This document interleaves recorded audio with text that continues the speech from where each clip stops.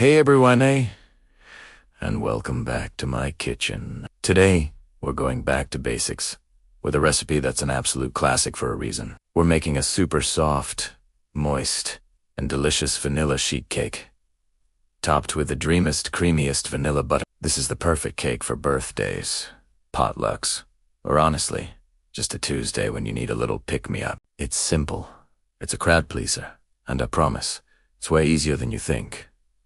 So, grab your apron, and let's get baking. First things first, let's gather our ingredients for the cake. You'll need all-purpose flour, baking powder, and salt for our dry ingredients. For the wet ingredients, we'll use unsalted butter at room temperature, granulated sugar, a few large eggs, pure vanilla extract. The good stuff really makes a difference here, and buttermilk. If you don't have buttermilk, you can make your own by adding a tablespoon of lemon juice or white vinegar to a cup of regular milk and letting it sit for about 5 minutes.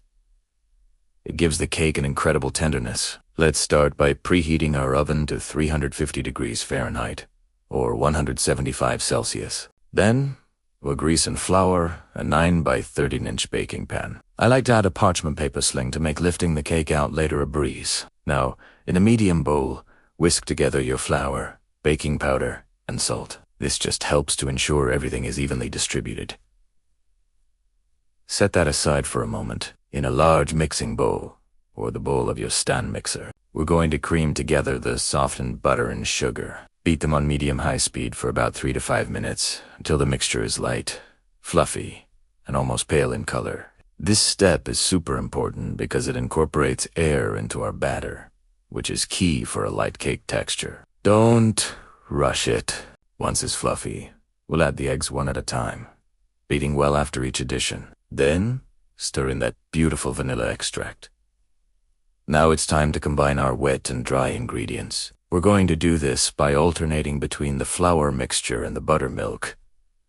Start and end with the dry ingredients. I usually do it in 3 additions of the flour mixture and 2 additions of the buttermilk. Mix on low speed just until the ingredients are combined. It's really important not to overmix at this stage. Overmixing can develop the gluten in the flour too much, leading to a tough, dense cake, and nobody wants that. A few little lumps are perfectly okay. Once your batter is ready, pour it into your prepared baking pan and use a spatula to spread it into an even layer, making sure it reaches all the corners.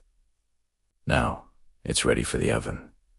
We'll bake it for about 30 to 35 minutes. The best way to check for doneness is to insert a toothpick into the center of the cake. If it comes out clean or with a few moist crumbs attached, it's done. Let the cake cool in the pan for about 15 minutes before carefully transferring it to a wire rack to cool completely. You must let it cool all the way before frosting, or you'll have a melty buttercream mess. While our cake is cooling, let's make that heavenly vanilla butter. It's so simple and so good. You'll need more softened, unsalted butter, powdered sugar, a splash of heavy cream or milk, a pinch of salt, and of course, more pure vanilla extract.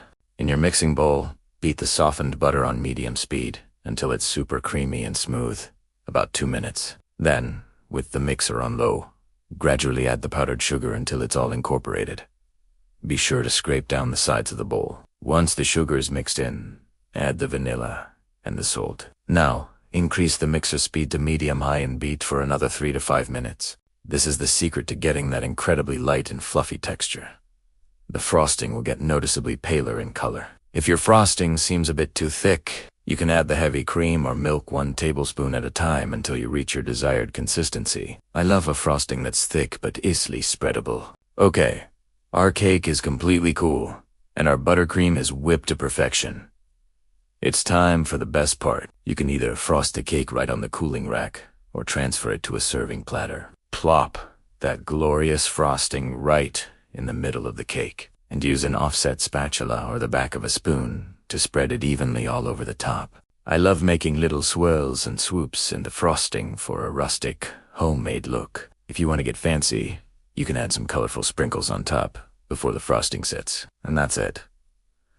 Just look at that beautiful vanilla sheet cake. The cake is incredibly tender, and the buttercream is so rich and creamy. It's a match made in heaven.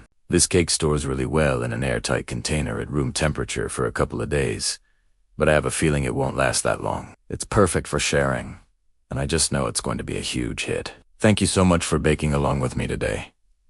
I hope you give this classic vanilla sheet cake a try. If you do, let me know how it turned out in the comments below.